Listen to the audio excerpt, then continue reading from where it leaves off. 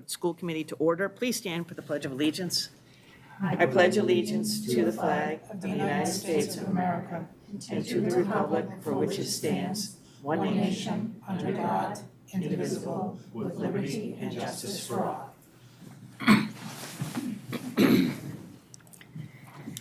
This meeting is being live streamed by Chelmsford Telemedia and posted to the Chelmsford Public Schools website for interested community members to access and watch. In-person public participation will be taking place tonight in accordance with the Chelmsford School Committee Public Participation Guidelines.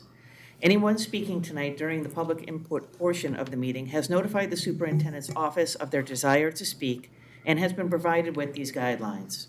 Upon request, written comments received no later than 12 p.m. on the day of this meeting will also be read and made a part of the record of the meeting during the second public input session. And I don't see anybody here from the press. So welcome to tonight's meeting. Our first order of business is to approve our minutes from, sorry, it's not that they're not important, I just forgot the date. August 1st. Thank you, August 1st. Okay, I make a motion to accept the minutes from our meeting on August 1st. Second. Does anybody have any corrections? Okay, all those in favor? Aye. 3-0 in favor.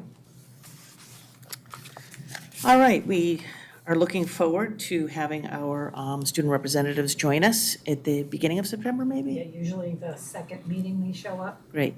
Okay, terrific. Thank So you. that'll be great. Yeah, it'll be nice to see them. And then do we have any good news? So far, good news is that we welcomed back some of our middle school teachers. They started a week before the other teachers to come in and start going into their classrooms and set things up. So it's always good to see people in the buildings. And our students are starting some of their captain practices, so you can see the schools are starting to come alive. Nice. Wonderful. Great, thank you. Do we have anybody registered for public input tonight? We didn't, no. Okay. All right, so moving on to new business.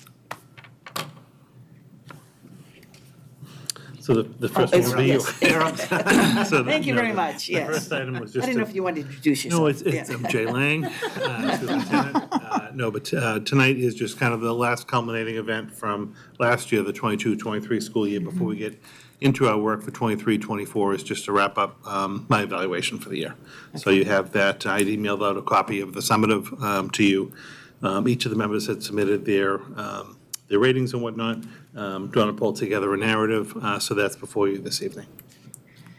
So thank you for pointing that out, because I did want to make sure that we mentioned to anybody that might be viewing how it is that this process happens. So as you said, we've all been working on this since July.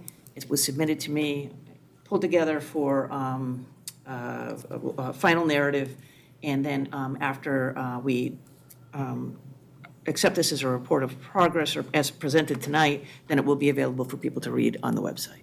Correct. It's actually included in the packet. Yep. On the website. So what I thought I would do, if this is okay with everybody, is I thought I'd read the narrative, and then I know you wrote your own narratives, okay? And that I would like to have some input from both of you at the conclusion of this reading. Is that okay? Yes, fine. All right. Chelmsford Public Schools, like many districts across the state, continue to deal with the after effects of the pandemic. Two areas that were most impacted by the pandemic were students' academic performance as well as their social emotional development. Dr. Lang's leadership and planning over the past 3 years has allowed the district to have the necessary resources in place to mitigate the effects of the pandemic and allow for continued recovery in the areas most impacted. Dr. Lang's leadership, organization, and initiative has provided the school district with a clear and objective picture of its strengths and weaknesses and has positioned it in a way that allows for any concerns to be addressed. One of Dr. Lang's strengths is his ability to guide our staff in operationalizing the mission statement of the district.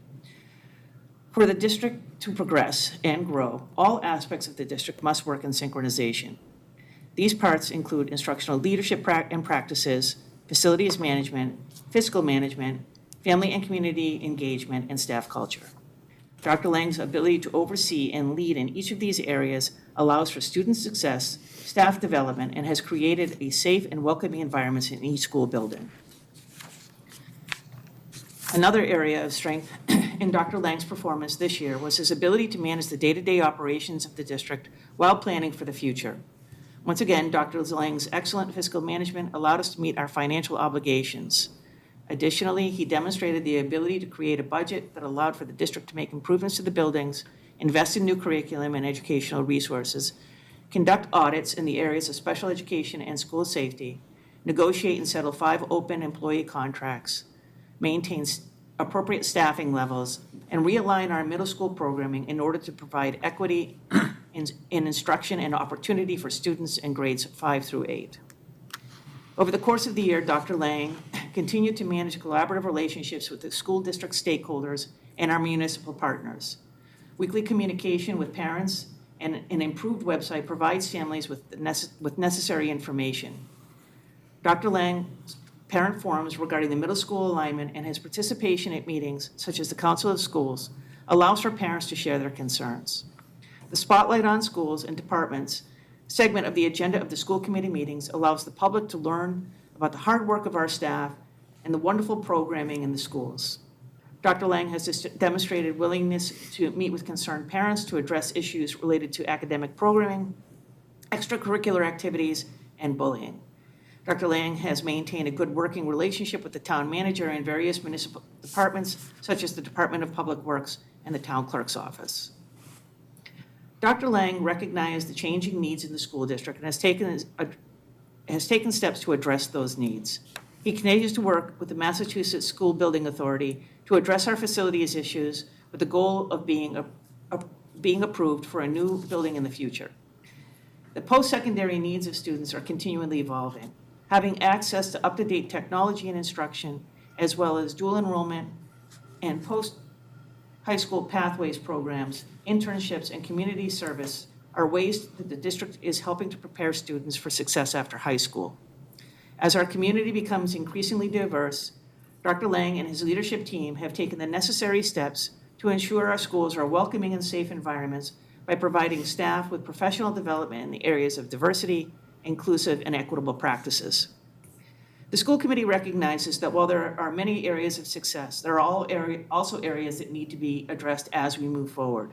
No system is perfect, but we are confident that the continued collaboration with Dr. Lang will meet any challenges as well as address areas of concern to promote student growth and enhance staff culture and development.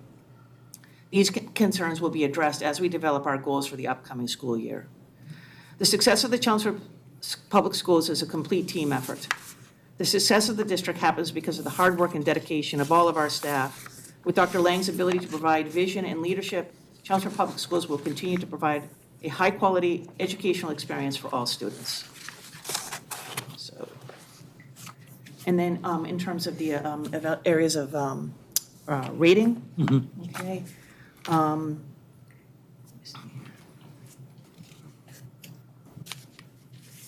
You received you received an overall exemplary rating from myself and Dennis King and John Moses, and then proficient exemplary from Maria, and then Sue McKinnon did not complete the rating scale, but she did offer some narrative, which is included in my overall kind of synthesization of what it is that everybody wrote. So at this point, I'd like to open it up to you guys to add anything. Good, Maria. I give you the floor first if you Okay, like, sure. Dennis. The thing I emphasized in my comments was that, for me, this was really the culmination of all the things that went on, during COVID. Besides the normal day-to-day stuff, a lot of thought went into how can we make ourselves better as we come out of the pandemic. So, this is the year we kind of wrapped up with the strategic plan. From that, we got the special ed review that came out of that. We had an updated facilities plan. We finished up the update in the English curriculum at the elementary level, and now we're working on the math curriculum. We had all the equity, diversity training, review of safety protocols. All these things came about because of good planning, good use of COVID funds. A lot of districts, they use the money that they got because of the pandemic to just try to fill holes, or they spent money that they're going to have a hard time using in the future. And I think, through Superintendent Lang and his staff, really were thoughtful about what they did. And this, to me at least, it all kind of came together this year, and that's where a lot of my comments went. I agree with the summary that you gave, Donna, and one thing that I think is always admirable and continues to be, and I think exemplary, is that you have been able to truly maintain a management team, which is, all of your administrators intact, and have even improved upon that team. Coming out of COVID, that was an extremely difficult thing to do as a leader. I think that gave us tremendous amount of stability. Have always gotten an exemplary in terms of budget and finance. There is no question you've put us in a position where we're able to do the things that we're doing. My P No P has not minuses. gone to a minus. No P minuses this Okay. year, that's right. It is moving upwards into that E in terms of the staff culture, the culture in the schools, and also in terms of the education. And I think that we're going to become exemplary. As Dennis was speaking and Donna was speaking, one of the things that I think was so important for this year especially is that we rarely looked to compare ourselves as a district. And that to me was really important. Because I think once we've set a goal, our goal is our own goal, and that's what you're aiming for, to set that as excellence for us as a district, wherever we are, whatever we have, the staff that we have and so on, the means that we have. And that is, for me, how we're gonna get to that exemplary at all times, because we're measuring it against ourselves. And I think we've reached a pretty high level already. And under your leadership, I know that it's gonna get to a complete E before my term is up, for sure. I think this year, the other thing that I really appreciated was the way you led the realignment in the middle schools. That to me was, you took leadership, exemplary leadership in that. You identified the need and then you moved forward on it. And I think this coming year will be a year where we really prove that it's gonna work, and it's gonna work well for the students. So, thank you. And also, I think being part of the contract review committee and the renewal of the contract committee, I have to tell you, I really did appreciate the way that you dealt with John and with me and with the entire group. It was professional, it was open, and you were looking out for the interest of not only yourself, which you have to in that type of contract, but also for the interest of the district, and I do think you have it at heart. So, No, thank you. And just briefly, I mean, I appreciate the comments, I appreciate the feedback. It's kind of a once a year process where we can kind of get that feedback. You try to accomplish a lot during a particular year. I have to say, last year, when I even sat down in June to start kind of writing the summary from the year, we had a lot going on. And I do think coming out of COVID, we positioned ourselves well, but we did have the culmination of the strategic plan work. The sped opportunity review is very significant. We did have the safety audit begin and now coming to an end. So I really do believe we positioned ourselves very well for this coming school year and beyond. I appreciate the feedback, obviously, and even over the course of the year, the feedback I get, I think we have a very good relationship, and everyone is comfortable speaking up at any time and giving me feedback. So I like that. And to be able to even just kind of talk back and forth is welcomed, and that doesn't always happen in school systems. So I appreciate that. And as I've said annually too, I know you evaluate me as an individual, but at the same time, my work is really the work of everyone in the admin team. So here at the meeting, like Linda and Joanna, and it even goes further to Brian and Bill, and now Diane and Amy and others on the team who really keep the day-to-day focus of the district together. So I thank them. Obviously, I couldn't do it without them. But very much appreciate our work. We have a lot of work to still do. But I very much appreciate your feedback and really do enjoy working here. So looking forward to continuing.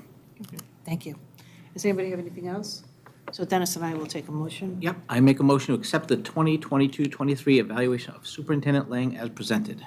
second. Okay, all those in favor? Aye. 3-0 in favor. Thank Great. you. Thank you very much. Next item on the agenda for tonight is just looking forward. Now, we're looking at the 23-24 school year, which is really just a couple of weeks in front of us. It's amazing. It feels like as soon as that 4th of July parade hits, you kind of get into the summer and everything goes quickly. But I was not at the last meeting because I was away on vacation, but Linda and Joanna shared with me a list of some items that we wanted to cover for this meeting. And then obviously, when we do start the school year, I'll have a further update for you as we get into things. But tonight, just wanted to share some of those topics that had come up, just taking a look quickly at where we're at as of last Friday with regard to our student enrollment. Talking a little bit about, which has come up through emails and I know a little bit verbally over the last number of weeks, but family and student emergency housing or potential homelessness housing in town. So we'll touch on that.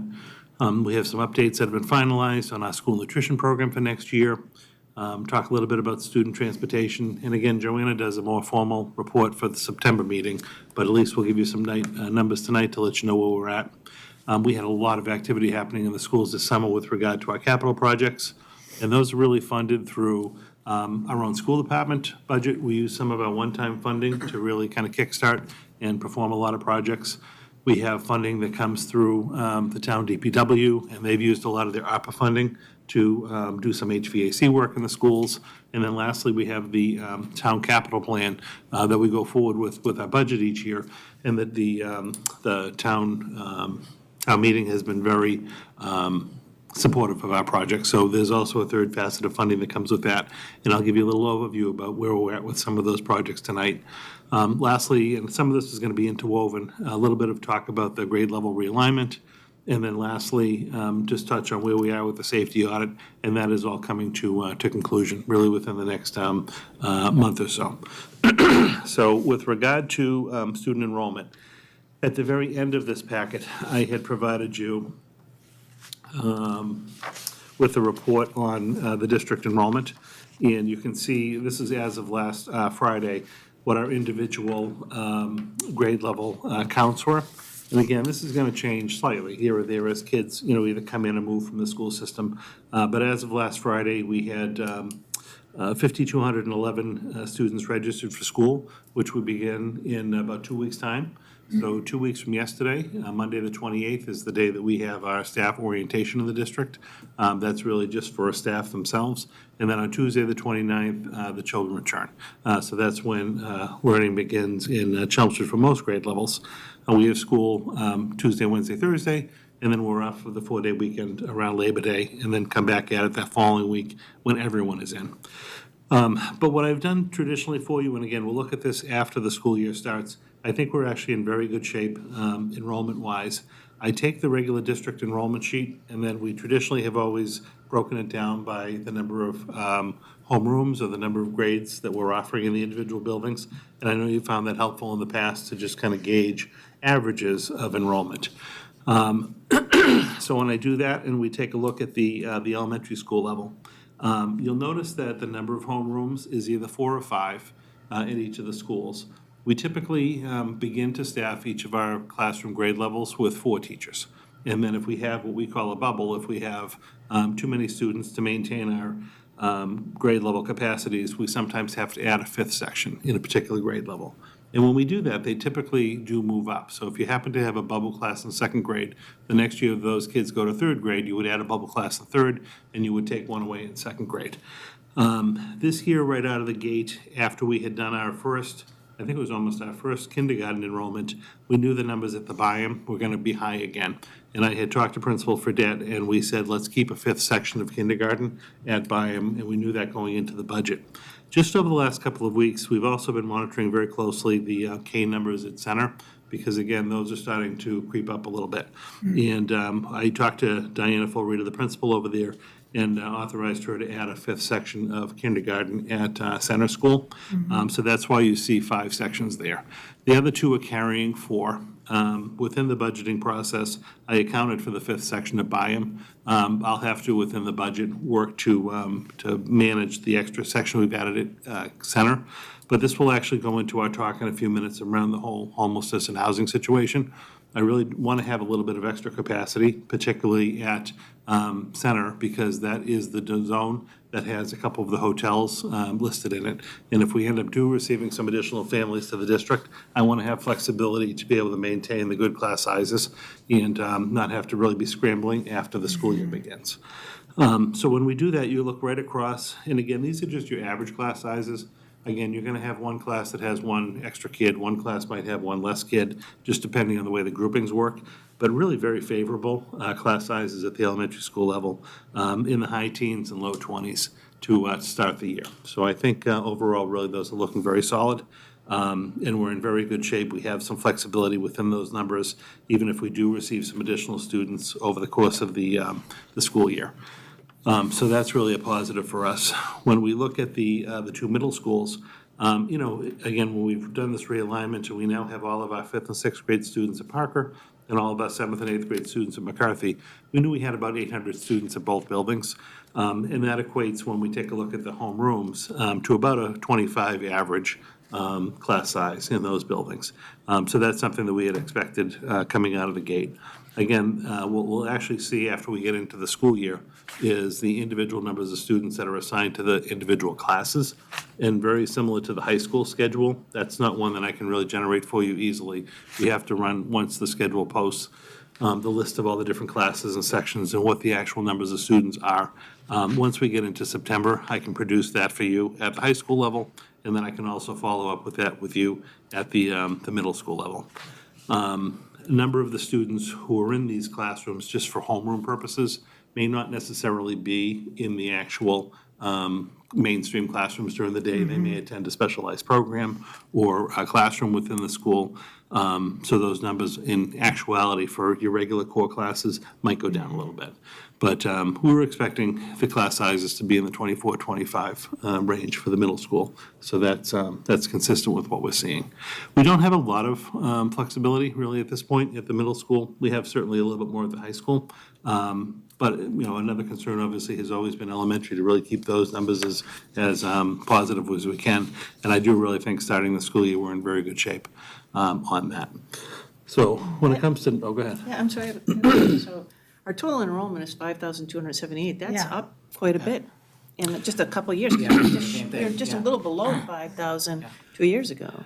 Yeah, it does. So the 5278 is also including the out-of-district special ed students. Okay, yeah, don't but that's usually- only 65 kids though. Yeah, we have been in the 51-ish Have we? Okay. range. I thought it was, It's been I thought it was high for us too. I thought it was high When I too. saw the Well, it was a numbers, couple I was- years ago, but we have been Yeah. creeping up, Yeah. so many students each year. yeah. This is the highest, and also the other thing is the high school. That is at the highest number, 14, 82? yeah, that is high. Well, this is a big freshman class Okay, going into the high school. So last year's 8th grade class was our biggest in the district. Now they've moved on to high school. So that is a very big freshman class at the high school. it is. But and again, I'll produce for you once we actually get into the school year what the actual individual course counts are. They're still very favorable, even at the high school level. It's nice to see too, the two middle school numbers are almost the same now. And that was always an issue where one middle school had, 50 kids more than the other one, and it was hard to balance everything. So it's nice to see that they're almost balanced out with the realignment. Yeah, it's, I think what's also nice is we used to always have that little pocket of students from Harrington and then Byham that didn't naturally attend the feeding school with all the rest of their fellow students who they'd been in school with. I always felt bad for that group because they'd been together since kindergarten. But now this realignment has really evened that out. And this is also going to be significant. I know we've been talking about just kind of gearing up for the start of the school year. But even like for folks that move within town over the course of a school year, it's going to be far less disruptive because you're still going to be attending the same middle school. It won't be that, because you happen to move from the Parker to the McCarthy district, you have to go learn a whole new team of students and be switching mid-year. You're going to be actually attending that class really from grades 5 through 12. Even if you move within town, it's not going to matter what section of town you move within, you're still going to maintain that same school. So that is another, just kind of, I know we don't think about it right now, but it's going to be positive for the students and families and even your fellow classmates as the year progresses. So I think as, going forward, I think we really need to keep an eye on, as we always have, the total enrollment. Because to me, that's a, pretty significant jump from where we were a couple of years ago. And 200 kids more is a lot, and we don't have a lot of space. So I think, I think we just have to kind of keep an eye on that and figure out, how we're going to proceed with making, accommodations for an increasing enrollment. I know, obviously, we're applying for a new school and things like Right. that, but still, nonetheless, it's not easy for anybody to have enrollment going up without the space needs, adjusting as well. Right. So in light of that, there are five groups in Byam already. Let's say you needed more. Is there actual physical space there? I would say no. The schools, we added the extra modular classrooms. You would have to really start to repurpose the spaces within the building if you had to add more than 5 sections. To my knowledge, we've never had more than 5 sections in a particular school. And we added, and I'm glad we did, we added the 6 classrooms at the schools that had the standalone buildings, so Byam benefited from that. They would have to start repurposing other spaces within the building if that were going to be the case. But I think 5 is really the max we would want to have. Now, is this updated information something that's shared with the building people? Well, It the is. building people see it live. Okay, So they see it every day as far as anyone who either transfers in or transfers out of a school. I just happened to do this download as of last Friday when I was preparing for the meeting. But the building admin and the I secretaries. don't mean that. MSBA. Yeah, I'm sorry. Oh, no, the MSBA. I thought you meant internally in our Sorry. buildings. I know you were going. Thank No, you. the MSBA wouldn't see this. So they would only see How do this we update them? in our application. Because this is that important. I mean, it's at a point where we don't have any place to go. Right. So it's become more imperative, I think. Are we able to update them in any way? How do we do this? Well, on an annual basis, we update them through our application. So we have to talk about the different reasons where we feel like we would qualify for a new school building project, and enrollment is one of them. So we had provided our enrollment figures for last year to them. So we will, they'll reach out to us sometime this fall when they're reviewing our application again. Typically, it happens after October 1st, and October 1st is kind of critical because that's the enrollment date where we submit everything to the state. So we can give them updated enrollment figures at Right. that point. I will tell you, last year's figures and this year's figures don't vary that greatly. But one of our arguments for a new school building project is enrollment. I'm sorry, I don't want to go too far into the weeds on this, but I would think that they would look back over 5 years, right? I mean, because 1 year to 1 year doesn't really tell you as much as, No, I'm just saying, they have our application annually. But Okay. like, if there was a significant spike, let's say, in one particular year, Okay. like, we would update it for that year. But we have made the case that we have this increasing enrollment. We've shared with them, like, our NESDEC enrollment projection, Right. which is a multi-year enrollment projection. And that also shows a general increase in enrollment in the district. And we're actually mirroring that fairly well. That's been a pretty good projection for us. I just went back to last year's report, we're 150, 160 more on enrollment-wise. that's significant. Is that including the is- special ed, though? I Yes. think so, it was 5056 last year. Yeah.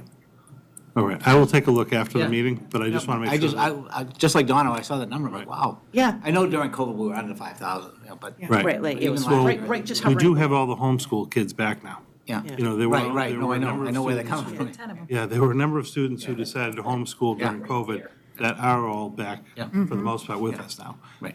But yes, it is something to continue to watch. And I want to be clear, we obviously, this is not anything that we can control. Kids have to Right. have an education, they're entitled to that. But it does, I think it's important for the public to understand that we are bursting at the seams, okay? And our enrollment is going up. We're trying our best to use the resources that we have and exploring other options. But, this puts us a burden on each building in terms of the staff and the administration, as their numbers are going up and space is limited. So, I just want to make sure that, that we're publicly acknowledging that fact, as we go into the school year. Because it is a lot. That's a lot of kids. Right, yeah, I mean, again, just anecdotally, up until just a few years ago, we really didn't have any school in the district that had more than 5 sections. I mean, they had even the 5 section, then the Byham.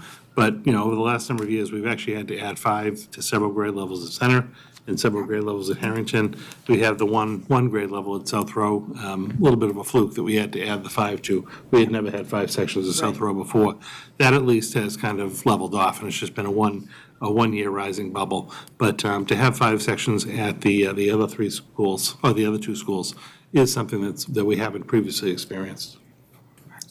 Right, Yeah, thank you. it's 12 out of 16, or 5 sections. That is quite a bit, and as soon as I saw that number, I said that is substantially higher than what we've had. So when you look at it, let's say the class was 20 people, we have 150 extra students, we're looking at 7 more classes. And when you put it that way, that's a substantial amount of room that it takes up. And that's how important it is that people realize this is happening to us. And it's gonna happen more because of that project that's gonna be coming along. Oh, yeah, we'll get some additional students when that comes online, the West Campus project. Absolutely. And again, we'll talk about it in a few minutes, but we potentially may get some additional students through the homeless relocation. Yep. Well, thank you. Yeah. And I will, when I look at the October 1 numbers, we can take a look at that and kind of historically go back. Sometimes I do report the special ed numbers, the out of districts, and sometimes I don't. I just want to make sure I get consistent numbers for you to look at. That is comparable then? Well, that's what I'm going to look at, just to make sure, like these numbers do include the out-of-district special ed, even though sometimes we don't include those in our day counts.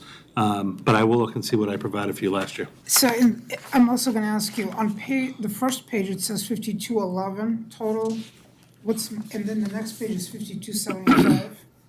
Right, so the 5278 Yeah. includes the out-of-district, Yeah, the 65 the kids. out-of-district special ed kids. No, yeah, see that bottom number there? Yes, Okay, and then if you go back to the first page, yeah, I see the it. black and white one, yeah, that bottom number, and if you look at the bottom row, it says sped out of district. Yes, See, That's what those, the number is, those 65. students aren't physically in Okay. a Chelmsford Public School, like one of our 7 buildings. They may be attending like Collette Valley Collaborative or a private school. They're still our students, so they're reported through DESI, but they're not physically in one of our buildings. So when you take the 5278 and subtract the 65, you end up with a 5211. So those are our actual students in our 7 buildings. I know eventually you will provide this to us too over the next month or so, but the number of students in each class at the high school, since that number is substantially higher. I only remember in the 1300s in the past at the high school. I don't ever remember it being close to 1,500 students, which is what that is. Well, you said Yeah. somewhere around mid-September, late September, you'll provide us with those numbers, because kids are gonna, I'm sure, change. I will, so we have to get the Class. kids kind of into the buildings. Right. You do have a couple of weeks of just some moving within buildings, even moving within classes or levels. And then right towards maybe towards that second meeting in September, or certainly at the first meeting in October, I'll produce the middle school and the high school actual course numbers for you. Okay. Yep. And right now, for all the sections that you show here, and everybody has a teacher? So are we still recruiting? They will have a teacher when we come back. So we still have, as far as openings are concerned for the fall, we're in relatively good shape. We are still looking for, we're at the point where, at the high school level, I believe we have a maternity leave that we're looking for like a long-term substitute for, but that's going to happen throughout the course of the year. At the middle school level, we are still looking for a world language teacher, a Spanish teacher at McCarthy. And we're still looking for a music teacher at Parker. So those 2 teaching positions we're advertising and interviewing for now. And but I'm confident we'll have staff in place. And then at the elementary school level, I believe we're still looking to finalize a nurse position at one of our schools. I believe it's Harrington. And we have a kindergarten position at Center that's still outstanding. But I know they've gone through the interviews and they're looking at that now. Good.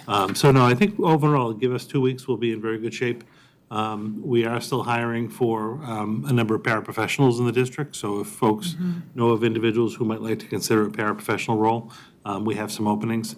This is a time of year where we had some, even paras on staff who are licensed teachers. They might have finished up a program like mid last year and came on board as a para for the springtime because there wasn't a teaching job, but they go look for a teaching job, and I can't blame them for doing that. And then they secure one, and that opens up a para job for us. So we're always going to be looking to hire over the summer some of our para educators, and that's still in process as well. When's new teacher orientation and all that?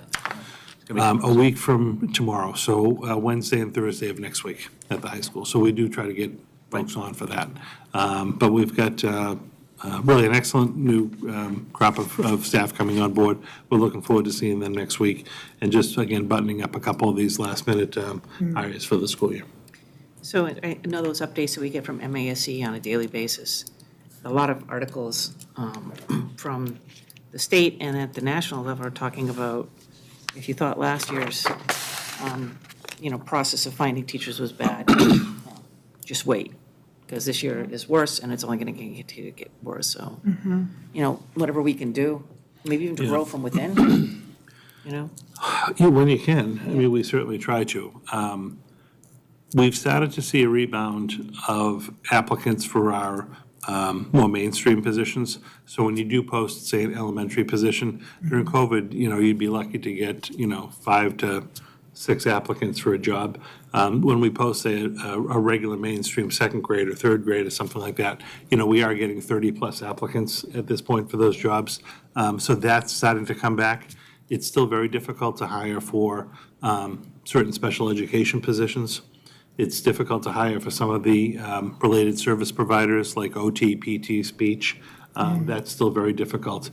It was always difficult, I think partly because of even just the area we live in, where sometimes for like nursing and speech and things like that, it just pays more to work at a hospital. We're so close to Boston. People can go in and get just a higher paying job even outside of the school system. It's not even that they're picking a different school system. Just the private sector just happens to pay more for that. So that's something that we're always going to be competing with. But I think just coming out of COVID, it puts a little bit more of a burden on us to really attract people to those jobs.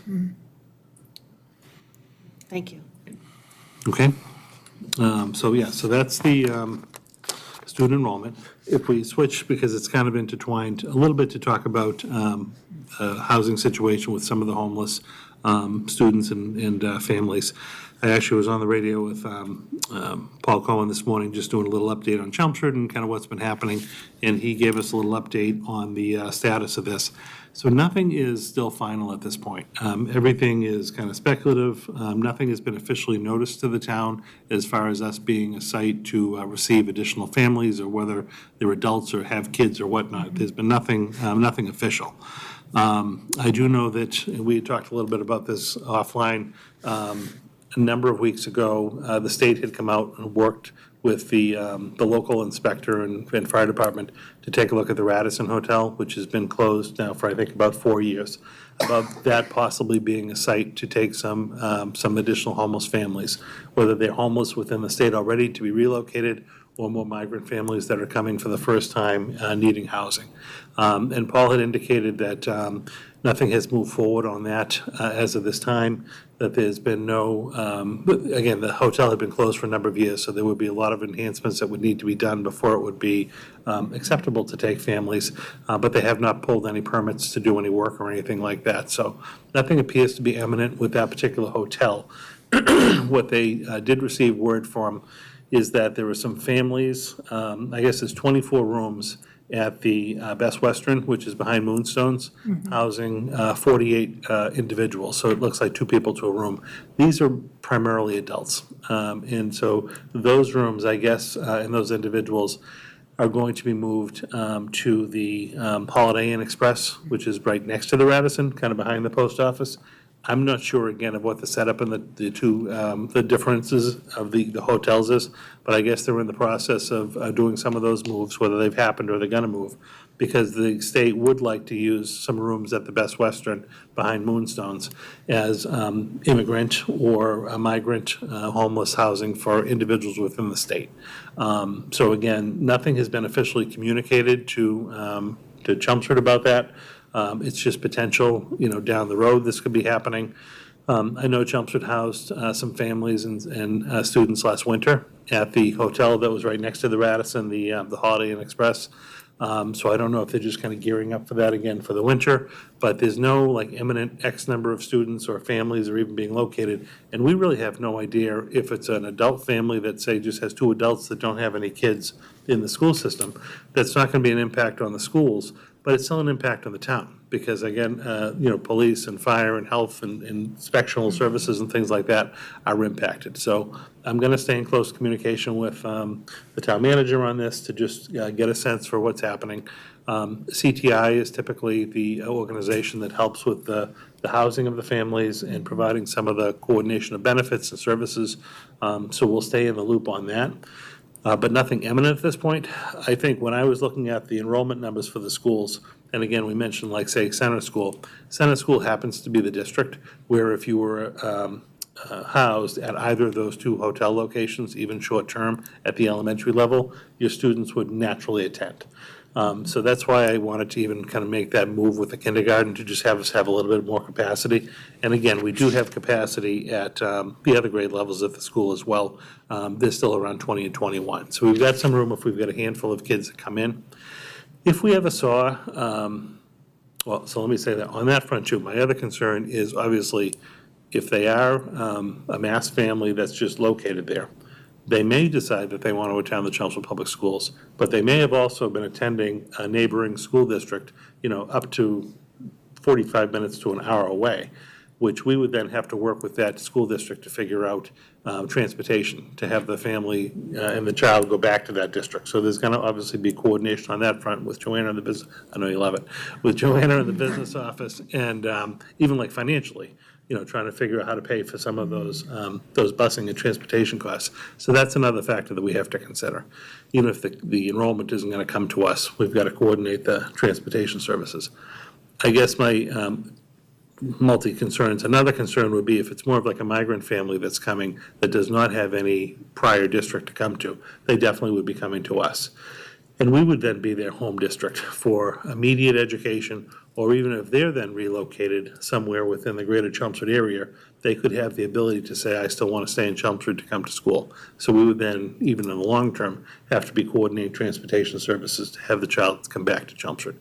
So there is really a lot at play. I will say we're on top of this stuff and we've dealt with it before. We know how to do it. Joanna in the business office and transportation would be critical under all of this. I will certainly let you know if anything, we get word or anything's imminent going to happen. But nothing is final at this point, other than just, kind of internally knowing that those couple of little moves are being contemplated. And how much of this is picked up by the state? I know some of the transportation is in the homeless or isn't. So the homeless transportation is reimbursed by the state. It varies. So, and you're always a year in arrears. So when I file my end of year report with DESE, I tell them how much we've spent on homeless. And like this past year was a really high year. It was almost a little over 150,000. So I'll report that and then they'll determine how much we got reimbursed. So like just this past year, we were reimbursed $28,000. And then that money actually goes to the town, okay? And they record that reimbursement revenue. So we don't know, some years it's at 50%, some years it's at 20%, it varies from year to year. But it's similar to what Joe was saying, similar to circuit breaker, we get the money a year later. Yep. So we're on the hook for funding anything that happens between now and June 30th. We would then file basically a claim, and we may, through the town, we may see some type of reimbursement the year later.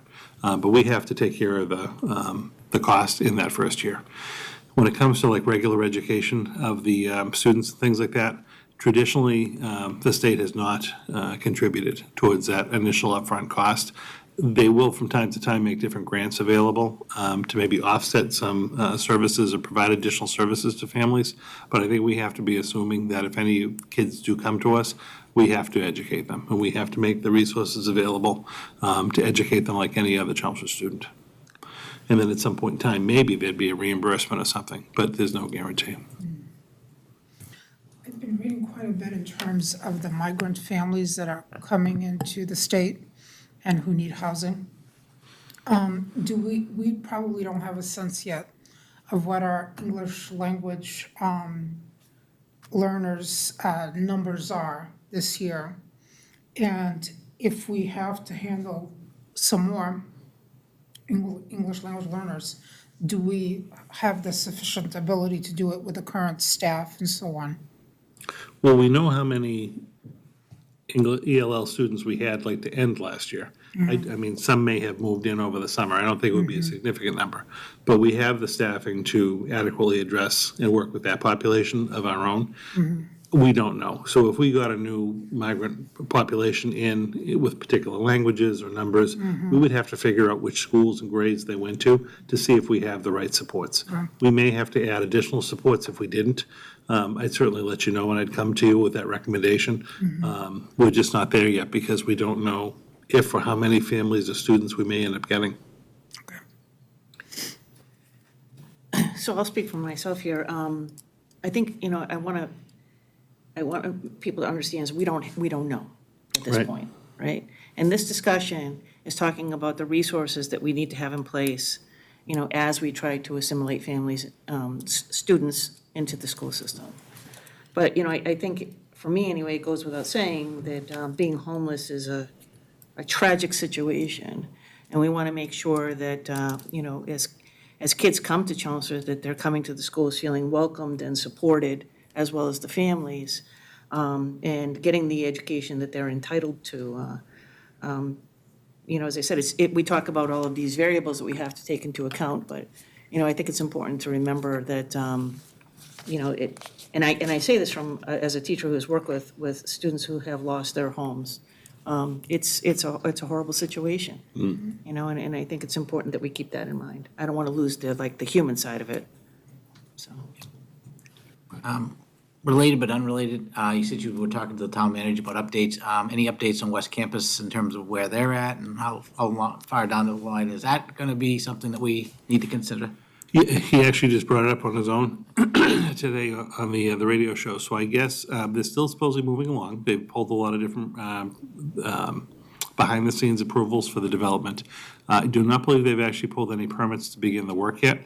He anticipates during the first quarter of '24, so between January and March of this coming winter, they would likely pull permits to begin to build, which would mean they'd probably set to break ground, in the second quarter. So you'd be talking, April through June. I'm sure they're going to want to do foundation work and things like that in the spring, summer, and then fall to be able to start working indoors. Realistically, at this point, I think we're probably looking more towards the 25-26 school year before we would start to see some students from that. I really just still don't know how many we would see. I don't know what the what the ultimate cost of those condos are going to be. They definitely do seem to be higher end, expensive units to live in. And I just don't know how many kids ultimately are going to be living there. But as we know more, I'll certainly let you know. But nothing has been pulled or being worked on, at least until next spring. And then you're probably looking at about a 2-year build. So I think we'd have to really start thinking about that around the 25-26 school year. Put it on the list. It's on the list. All right, but I'll keep you updated on the homeless situation, and if we get any more word on that. The third update we had for you tonight in the package, Joanna had a little memo on the school nutrition, breakfast and lunch. Do you want to just share your quick one on that? Sure. So Dennis brought this up last time as good news, and I was hesitant to chime in because the governor hadn't approved optimistic, the Tony. budget. But on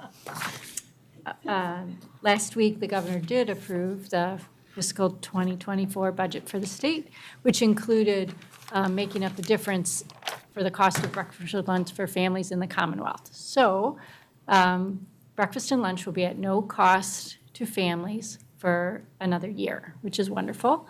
And we also encourage families to still apply for the free and reduced lunch application because that may allow for other benefits within the Commonwealth. For example, for us, you would get a free bus pass. But then there's other benefits from the state that you get by letting them know your income status. Do you happen to know if they just approved it for the 1 year and then they have to do it again, or is they So institutionalize it and it's just going So to be covered? the language, I hesitate to say permanent, because nothing's really permanent. You could have a 9C cut or this or that. So my view is to just take it 1 year at a time, to not set expectations too high. But there are other groups, such as Project Bread, when they released their press release, they used the word permanent. But I think that's a very, very optimistic. I thought there was another bill in the legislature to make that permanent, but I could have my bills mixed up. I thought there was another process to make it permanent that was, So we're just taking it 1 year at a time. yeah. Okay. I do think it was built into the actual final state budget. And I mean, normally, things that are in the budget would Right. remain in the budget for following years, unless, again, you get some pushback or it ended up getting removed from the budget in future years. But at least it's solid for this coming year. We can ask our representatives when we have them. There we go. Yeah. I don't know if you can answer this question, but I did have a member of the community reach out to me about the free and reduced lunches, and wondering if our schools had sharing tables, so like, Sharing tables are, no, we do not. okay. And that's because you don't know, like, you really have to have food safety in mind. okay, So you don't know what happened to that apple when it left that line and then came back on that share table. I got you. So we do not, that's not in every school right now. I know the director is, Nancy Antolini, is looking into how can we reduce, our food waste. Okay, Just in all general. right, thank you. Great. So that's positive news, Dennis, on the food program. Student transportation, just for tonight, as far as this is concerned. So Joanna let us know, we typically transport about 3,400 students on our 29 school buses each year. And as of Friday, when we pulled these numbers, we had 3132 registered, which is pretty good. So those had registered. Joanna wanted us to remind everyone that if you are going to ride a bus, whether you have to pay or not, you do have to sign up to ride. And that's a way for us to actually have there be very good routes, good tracking of the different riders and whatnot. So that really is important. And then the bus, actually saw Peter today in passing, but the bus routes are coming along well, and they should be, the bus passes should be going out this week. So in September, when we actually do start school and have everything up and going, Joanna has a regular standing report that she provides. So we'll provide that at the September meeting. But overall, I think in very good shape. Any questions? Good on that. What's that? So you're good on that? The numbers look good? I mean, Yeah, the numbers are actually pretty good. They really are. I mean, some families really do, I think, either just kind of forget or wait till the last minute to do that. But, the bulk of the numbers are in there, so we should be looking pretty good. Moving on to capital projects, so I've got a bunch of slides for you that just kind of give you some updates with regard to where we're at with projects. We had a significant number of projects that are taking place this summer, and it's very difficult in schools to get projects done when people are in the building, so a lot of stuff really happens over those 8 or 10 weeks of the summer. Once again, when we get into September and probably for an October meeting before we start talking about next year's capital, I'll give you a further report and show you some pictures of these particular projects. But in no particular order, McCarthy this summer really had the most that was going on. So this is the school that we were doing the science lab renovation. So we did ultimately renovate all 8 science labs in the building. It's still in progress at this point. But the asbestos abatement was completed on the floor sections that needed that right at the end of the school year, which was good. We had a flooring company come and install all new flooring in the science labs. Company came in and actually painted all the science labs, the classrooms. They look really sharp. Another company came in and changed out all the lighting in the rooms to LED lighting, which is really nice. And then right now, we received all of the Well, actually, if you go through the science labs, you would know this, like all the old fixed furniture has been removed, so all the old science tables and stuff, it totally opens up the rooms themselves. So all the new casework has arrived and it's being assembled now. More of it is on the perimeter base, so you're gonna have a bigger area in the middle of the floor for like your desks and things like that. But, so we're at the point where all the furniture has arrived. It's being constructed and built and staged. There's an electrical company working on wiring all the electrical in the back of the classrooms. And then the last big piece is really the plumbing. So once the casework is all put together and put in place, we just need to have the water fixed up to it. So that's still in process, and that actually might be the one piece that kind of lingers into the start of the school year.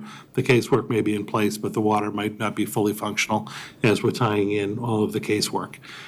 We do have standalone water sinks in the event. We don't jump into experiments right away, but we do have standalone water sinks to support those rooms until that happens. But really, the science labs are coming out great. The modular classroom flooring is complete at both, we'll talk about this later, but Parker and McCarthy. That was huge. It looks wonderful. So we can actually take a walk through the buildings at some point if you want to take a look at it. All the old VCT tile was pulled up. All new subfloor put down, and then the new flooring, very similar to what we have here in the hallway. The planks went in place, so that looks great. Now there's a company coming in to just do the repair of the walls and to paint those rooms. That's actually beginning this week. So that's running probably a week later than we had wanted it to be, but it's such a big project that we're just happy it's actually getting done. With regard to the realignment, the teachers did a very nice job of packing up all of their materials at the end of the school year, working with a couple of different companies to basically put everything into these movable crates. And then the moving company came in, moved the crates within the building and moved the crates between Parker and McCarthy, and then came back once the rooms were all cleaned and put all of the crates in the right locations. So at the middle schools, we actually allow the teachers to come in a week early. So we do have activity in both middle schools this week as teachers are coming in, kind of looking at their new spaces and starting to unpack. That has gone very well. We had a couple of classrooms just because of necessity, had it to be carpeted. So those were carpeted over the summer, and so that piece is really coming along quite well. That was done. At McCarthy, the main hardwood floor in the gymnasium is being completely sanded and lined and recoated. So they're actually just working on the lining today. That should actually be completed by the weekend. Needs a few days to dry, but should be done before the kids come back, which is great. That looks really nice. The girls' locker room was totally gutted. We removed all of the plumbing and old shower stalls and whatnot to convert that into a fitness center because Parker has a fitness center, but McCarthy didn't. So that's really looking excellent as well. The floor is the last piece to be done. That's scheduled to be done on Friday. And then equipment might be moved in as early as mid next week. So really, that should be getting up and going right for the start of the school year. That looks excellent. The kitchen renovation project is going to be wonderful. Hit a little bit of a snag with that one, and that's a major project. So this is the cafeteria itself is fine. We can use the cafeteria.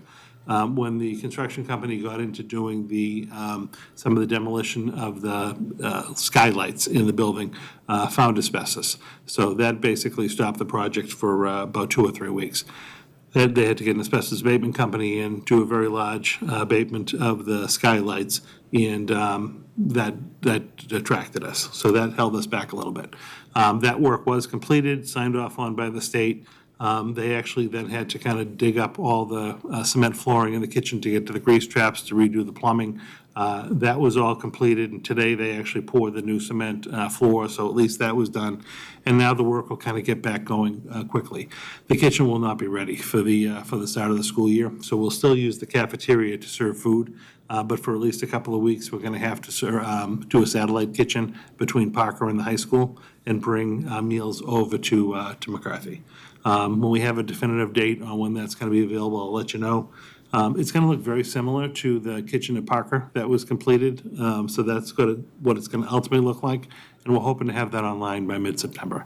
But there will be a couple of weeks where we have to do satellite kitchen at that particular school. And then, as you'll see in this school, many of the other ones that didn't have teacher room renovations, those are all going to be completed before the start of the school year. So McCarthy's teachers' rooms are being done on Friday of this week. So that's good. But McCarthy, a lot of work going on. Any specific questions about McCarthy?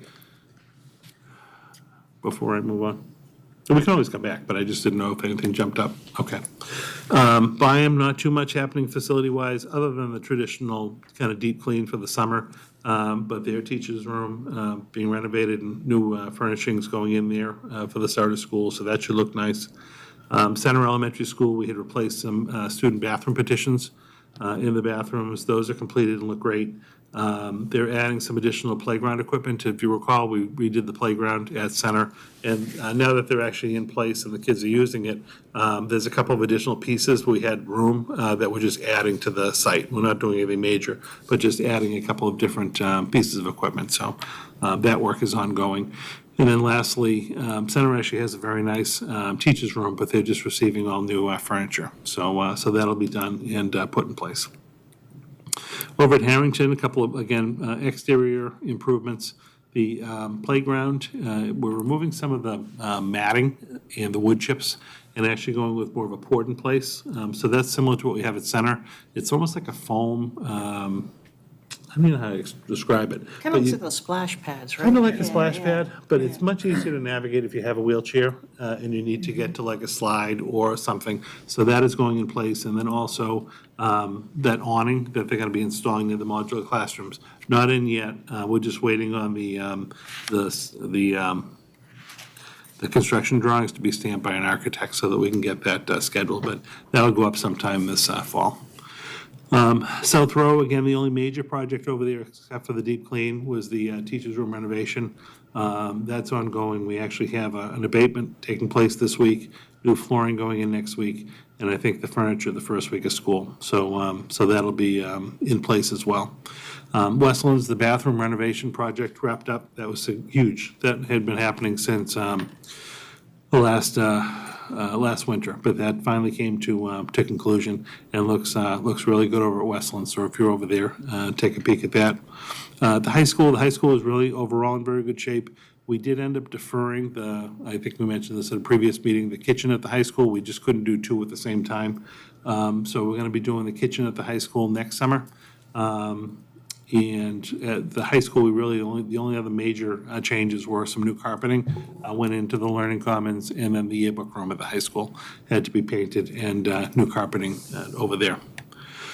Lastly, over at the Parker, we had again, the modular classroom flooring, and this was significant because at the Parker, you had the long run of classrooms for the 5th and 6th grade. McCarthy only had the 4 rooms, but at Parker, we had, I want to say, close to 12 rooms. And then we also did the modular classrooms in the back of the building where they have the fitness center and the music room and the hallway. So that really it came out great.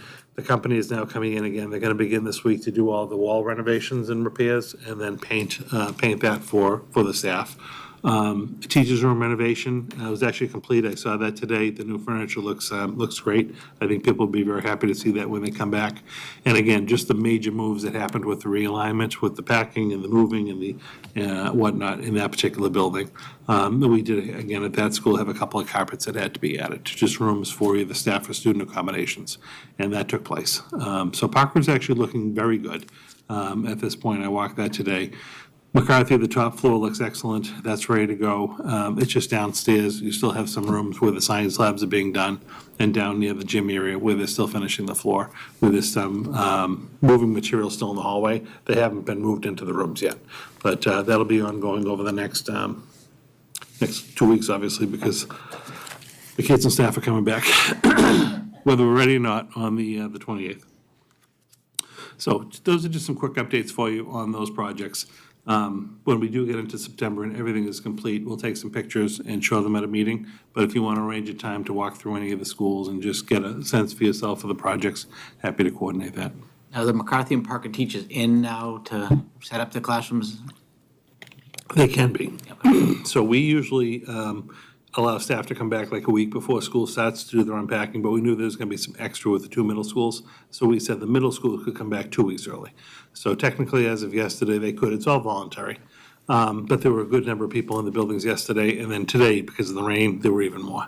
So people are getting in there. They're getting to meet their neighbors and unpack their rooms and get things set up. The few that I saw in the hallway were kind of excited to see the new spaces and to get stuff going. So that was encouraging. Right. had one, did you have another You're one? good, after you done. Is changing a requirement for physical education in the middle schools? Is what? Changing into like a shorts and t-shirt or something? Okay, so, I don't know. because I was wondering if, now that we removed the girls' locker room, do they have the opportunity if they wish to change or do anything? They They don't, don't change. They usually dress accordingly. They have PE that day. okay. All right, I think we actually may still have the girls' locker room. We removed the shower room. The Okay. kids definitely don't shower anymore. right. So these were the individual, like the old marble kind of shower stalls. Okay, yeah. That room got eliminated and is going to get turned into a fitness center. There is still a locker room. Okay, That's like all right. adjacent to it, that would have like lockers and changing area. Okay, yeah. I don't think the kids use it, to be honest with you. Yeah, I just wasn't sure if that was. Maybe it's a voluntary requirement, thing. Not required. That we had and, to make sure that we were accommodating students if that Yeah, the was- only thing we removed is the showers, and for sure, no one had used those for a long time. Yeah, The other,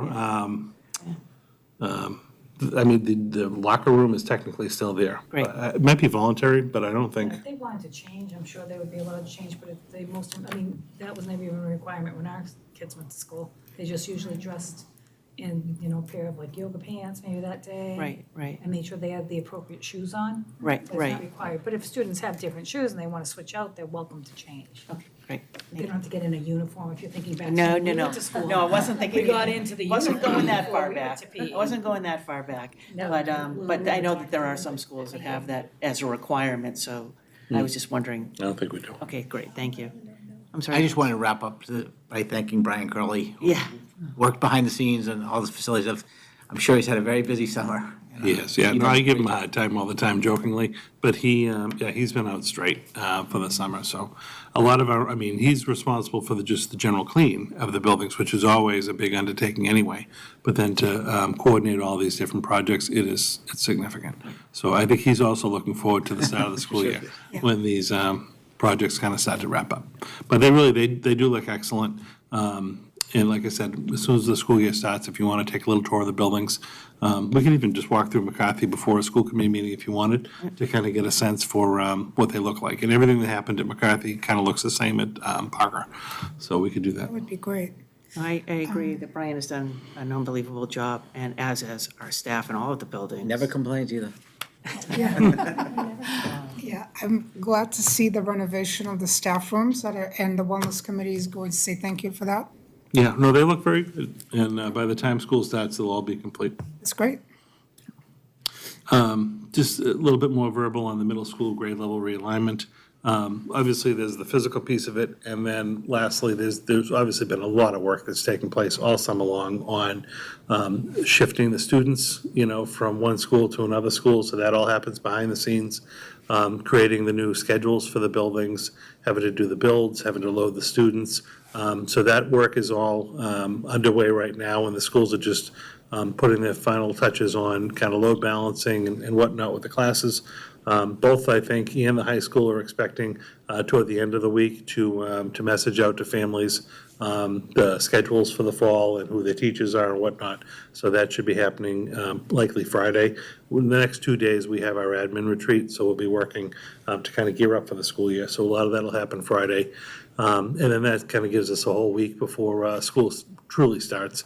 If people need to reach anyone at the school or to ask a question or make a change, that'll be ongoing. But I know at the two middle schools, Principal Parks and Principal Blagg are communicating with staff and they're communicating with families about some of these changes. When I was at McCarthy today, Principal Parks was talking a little bit about even the setup for the arrival and the dismissal and how they're putting kind of maps together to share with families to make it as smooth as possible. This whole year is going to still be the first time we've gone through some of this stuff. So it's not going to be perfect coming out of the gate on day one. We're going to have to live this and see what really works, see what kind of modifications we need to make. We're going to try to be as communicative as possible to let people know what's working, what needs to be tweaked, but that's all ongoing. Like I said, I actually feel very good with where we are staff-wise. We still have a couple of positions to fill, but overall, for the start of the school year, I think we're in great shape. And just communications will begin, and they'll be coming pretty fast. Sure. We were going to have some days where parents could come with their student and so on, prior to school opening at the middle schools? Is that still something they're Yeah, planning? I do, I don't want to speak out of turn because I've seen so many emails, I'm getting confused personally because I see them both, which school is Yeah. doing which. But let me find out for you, and if there was a communication that went out from the schools, I can forward it to you just so you see it. But they were arranging for different times where people could come and take a peek at buildings, meet the new admin, and things like that. I don't want to add a lot of work to people, but if it's easy to just add school committee members for those school communications, then we'd know what's going on Yeah. through the newsletters and so on. It's not. It's, I've been working on this for 5 years. Okay, Yes. honestly, I don't even get them all. The issue is the schools oftentimes, when they generate these messages, they're sending them through X2. And what it does is it actually just grabs the students who are in that particular school or homeroom or grade level. And it's because you don't have a record in there, because you don't have a child there, it doesn't grab your email address. So they would have to remember every time they send a communication out to go and actually forward it to a separate group of people. And honestly, in the scheme of things, it just gets overlooked. So when I see, and honestly, I don't even get them all because I don't have a child at that particular school. But if I see things that are kind of pertinent to you, we try to put them into like the weekly newsletters. When is that gonna start? We try to hold that off as long as we can. Usually there's a welcome back one that'll go out the Friday before school comes back, so we've only got another week of vacation for Linda on that one. But that'll be coming out too. But that's the problem. They're generated from the student database, and because you're not a student at that school or don't have a student, that's why you're not getting them. So we do try it to. couldn't be dummy parents. So what ended up happening, so I talked to actually Principal Gilbert, because it's, great to get the information. would be. When you're a liaison, to know kind of what's going on. Yeah. And she would just forward them to me. Yeah. On a weekly basis, just separate from that kind of Oh, isn't that special? mess. Well, I need to know when the pumpkin fair is. I think especially with the middle school realignment. love that event. It's nice to know what's happening at each, and those newsletters are usually a very good summary. Right. Well, I think what's going to happen when we get back into the fall, I know Principal Parks at Parker always did like the s'more. They use that same format. I think Principal Blagg is going to do the same now at Parker, and Jeff will do the same thing at McCarthy. When those get posted, they also get shared up to their school's website. And then the s'more is public, so we could probably make sure that those are actively going up to the website. That'd be great. And then you could just kind of peek at the website, and it will be right there. That would be So terrific. we can figure that piece out. Yeah, because I just don't want to say, okay, I go to this website, I always have a newsletter, but I go to that website, there's no newsletter, is anything going Right. on? So Right. I don't want to question it. Yeah, no, it's hard to do the other thing because of where the email's generating from, but I'll see if we can't do that. Okay. And let's not rely on AI for any of our information, because, I don't have to rely on AI, I have LH. yeah, Linda will take care of us. yeah. And I guess there was a problem out in the Midwest with it. Oh, were you joking? The transportation. Oh, was it really? Was, AI'd. It was, yes. Yeah. And they had to shut the schools down for two or three that you Oh, remember. really? It was bad, yeah. So, No.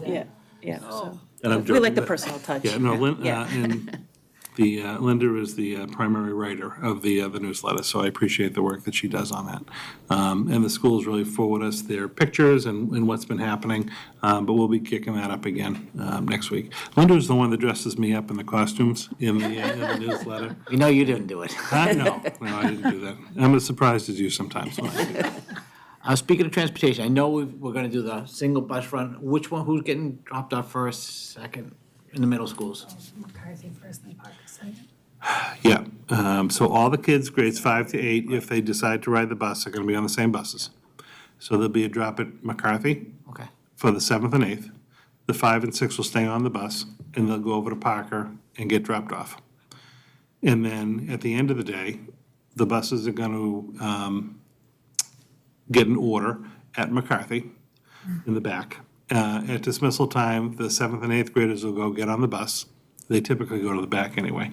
So they'll go and get on the bus first, and then they will drive over to drive over to Parker. Yeah. And pick up the 5th and 6th, and then go do their routes. I just didn't know I knew it was. Yeah, so it's a 10-minute lag time between Parker and McCarthy and McCarthy is first. Okay. So you drop the 7th and 8th, the older kids off first, and then go to Parker.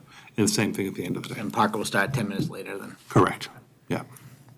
In all seriousness, there is a lot of work that goes into opening the schools back up in September. Yeah. So, thank you to our administration and our clerks that were in, helping with all of this, our facilities people, and Brian Curley, and central administration that's been here.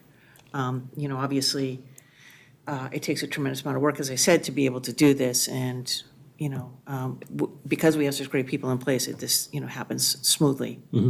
Did Yeah. it end up being easier to schedule the middle schools because of the split, or? Maybe, And 6 was easier than 7th and 8th. Okay. I didn't know, just because now, because I knew they ran kind of almost like two different schedules. Yeah, no, that's not, it wasn't horrible, it's just, Okay. getting it, changing everything over the system. Instead of already having a schedule that you can work off of, you had to create a brand-new schedule. it's going to be a lot easier next year. Yeah, next year is so much Because- easier, it's Right. just that's the time-consuming part, is just Okay. the nuances, and then just even mentally remembering, oh wait, these teachers are over here, like I'm forgetting about that, because I'm like, oh wait, what about, I'm like, oh, we don't do that anymore because they're all here, so it's just gonna take a year to shake that out, but in general, no, not too horrible. That's great. How about the first day? Do we have somebody lined up? Last year was really exciting.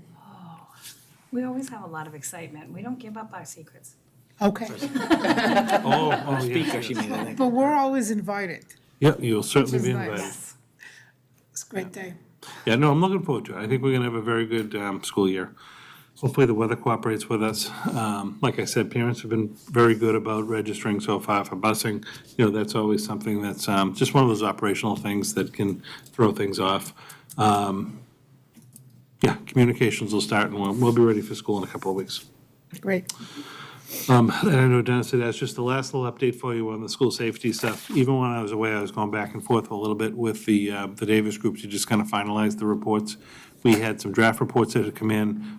Each of the schools had gone through the reports to make some notes and comments and questions. So those have all been vetted out at this point, and they're now going through them all to finalize like the final report for the district. So we're going to have a final report for the district and one for each individual school. I would anticipate within 2 weeks' time that'll be done. I do want you to know, though, like, there were certain recommendations in there, like, one was around communication and even like the radios that we use to communicate. I know we have to do something on that, so we've already taken the steps to start working with the vendors to get some quotes and proposals for like how we're gonna work on that. We're not waiting until everything is done to present to you to start those pieces of the work that's already in place. But I feel very comfortable that, and I can poll you guys if you want, early to mid-September, we can actually either have like a separate night, and maybe we need to do a workshop of some sort, but we certainly could just have someone from that company come in, executive session, kind of go through the reports and the recommendations so that you're all aware of them. I'll look and see if we can marry it up with something else so that it would make sense. If not, we certainly could do it before or after a school committee meeting to not have to come out for another night. But I'll get some dates out to you so that we can pick some and really get working on that. There will be several items that come up around, like, say, facility enhancements. Like, one we know is like that containment area we talked about, like in certain areas of lobbies. And it's going to be timely because that stuff is going to have to get into the town's capital plan for the fall. So we'll be right in line for that. So it is forthcoming. But we've been communicating back and forth with the group. They've been very good. I've had a question from somebody, just in terms of officers who are assigned to the various schools. So is that staying the same? So the high school has an officer, or is it one or is it two? So that's staying the same. So Officer Tyros is Okay. the SRO, full-time dedicated to the high school. Okay, And then Officer Sullivan with Ozzy, the dog, is going to remain at Parker. So Ozzy remains at Parker, Ozzy remains huh? at Parker, yeah. He's the full-time SRO at Parker. And then, Focus. oh, that's right, Ashley Rokas. Officer Rokas is the full-time officer SRO at McCarthy. So she was there last year. So she's going to stay at McCarthy. She's also a coach for us at the high Okay. school, but she's going to be full-time at McCarthy during the day. And then both of the middle school SROs also take two of the elementary schools to be kind of their point of contacts. If there's any issues or anything that they need, like a quick call to someone for a question or whatnot. So that's going to remain in place. And then some, between the three of them, they coordinate that if someone ever weren't out, who's covering. In an actual, like an emergency type situation, in addition to them maybe responding on site for something, we do just directly work with the police department. So we would just call into the police department and they would respond to something if we had something that happened. But it's nice to just have an SRO if there's like a non-emergency type situation in a building. They're very good to kind of help and go out and do like a home visit or like a wellness check if there's something that's school-related. They're excellent to work with that. So we're going to have the 3 full-time dedicated SROs to the district. Okay. I just forget which is the split, who takes which of the elementary schools, but they have an order that An they follow. assignment. Yeah. Thank you. All right, are there any other questions on this update? Very thorough. Thank you. Great, thanks. Thank you. Last item for me tonight is just the personnel report for the month of July. So I put that in your packet. And again, that just kind of details the comings and goings of staff in July. It's not too heavy. Most of the activity that took place with everyone, kind of retiring or resigning or whatnot in June. And then in August is when you're going to see a lot of the uptick. So when I report in September, the August activity is when you're going to see significant action again. But did want you to just see the some of the individuals we've hired, some retirements and resignations. These are, again, primarily new hires that are going to come on board at the start of the school year. Happy to answer any questions. If not, that's really just for information purposes. All set? And that's all I have. No liaison reports, okay? Any items that people would like for any upcoming agendas? So I was just wondering if we could just circle back to that safety audit for a second. Can you explain why we're going to do that in executive session so that people understand, like, why we wouldn't be doing it publicly? Yeah, so there are certain things, obviously, we can talk about in public, and there may even be aspects of the report that we talk about in public, but we partnered with, or contracted with this group to come in and take a look at all of our emergency response procedures and protocols and policies with regard to how we would respond in a number of different incidents. So they've taken a look at that. They've taken a look at like the training that our staff receive. They've compared it to like industry best practices, our facilities, like physically how they're equipped or areas we might want to enhance or improve upon. And that specifically is not information that you would want to be public. So there are certain exemptions under the public meeting law where you can meet in executive session, let's say to do contract negotiations, because that isn't something you'd want to talk about in public. When it comes to school security or threat assessments or response protocols, there are some things you wouldn't want the public to know how you would respond to certain situations because you wouldn't want a bad person to know how you're going to respond to something. So those elements would be talked about in private. There are certainly pieces that we can talk about in public after, but there definitely are elements that would be private and secretive, very similar to, say, like a building layout plan, right? Like, we don't post those online. You don't want someone to go online and actually see your building diagrams and layouts and emergency plans and know how people are going to enter and exit a building. That's stuff that you keep internal. That wouldn't be something you would talk about publicly. But there might be aspects of, say, if you're having a fire drill, here's how you're going to respond. That could be public. But it would be to meet with the group in private so that the school committee be aware of what they looked at, what they saw, what they found, what they recommend, to have a dialogue about why you might recommend something, why you might not want to recommend something.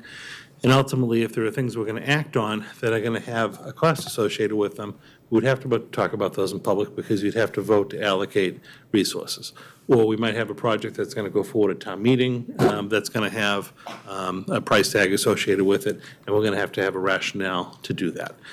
So there might be both elements, but there certainly is an element that is private. Thank you. I just want to make sure that people understood that we're not trying to withhold information or that we don't want, parents to think that, for example, we don't want to make them aware of, the safety concerns for their children, but, there are things that we just don't want to make public for safety reasons. So thank you very much. Sure. All right, is there anything else? Do we have anybody for public comment tonight? Yes? Just Yes, I'm another sorry. item. Yes? Public facing on the strategic plan. We had talked about that, having a date where we might have either a meeting or whatever, just on the strategic plan. And if we're not gonna have a separate date, I thought maybe one of the things we might consider doing, if everybody was in agreement with this, was to have a presentation like we do from the schools and so on each component of the strategic plan. Just do it on separate nights, different times, just so that people are aware of what's going on under each section of our plan. And if we don't, I think if we don't put it on the agenda on a regular basis, it's gonna fall by the wayside in terms of the work that's being done.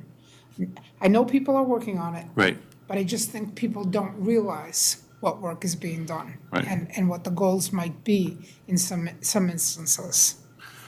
Couple things to think about. When we talked with the DM group last time, and we talked about like public report outs of the different work in the 4 or 5 different areas, we talked about doing like a twice a year kind of overview. So you know how we did the July one, where we reviewed the year and kind of review the success, where we want to go next? I think if we were to do like a January and then a July, so that every 6 months we're getting updates on the whole plan, that would make a lot of sense.